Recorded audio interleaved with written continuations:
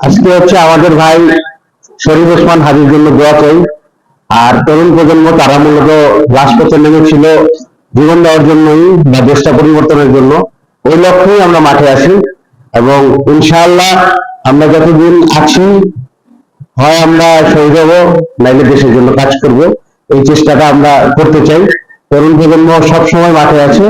আপনাদের পরামর্শ, দোয়া, ভালোবাসা পাইলে ইনশাআল্লাহ আমরা সঠিক পথে থাকতে পারবো এবং দেশটাকে সঠিক পথে নেওয়ার যে প্রচেষ্টা, এই প্রচেষ্টা আমাদের আরো বেগবান হবে। আর কথা বাড়াবো না, শুধু আপনাদের কাছে দোয়া চাবো যে আমরা ইয়াং জেনারেশন অনেক সময় সঠিক গাইডলাইন না পেলে বেলাইনেও যেতে পারে। আমিও বেলাইনে যেতে পারি।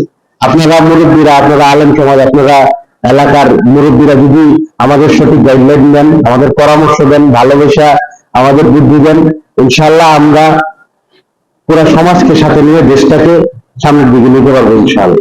আমরা এটাই চাই, আপনাদের কাছে দোয়া চাই, সহযোগিতা চাই। আমরা কোনো রাজনৈতিক হানাহানি, হিংসা, বিদ্বেষ বা কাদা সরাসরি চাই না। আওয়ামী লীগ জাতীয় পার্টি যাওয়ার পরে আমরা যারা বাংলাদেশে আছি সবাই বাংলাদেশ পন্থী।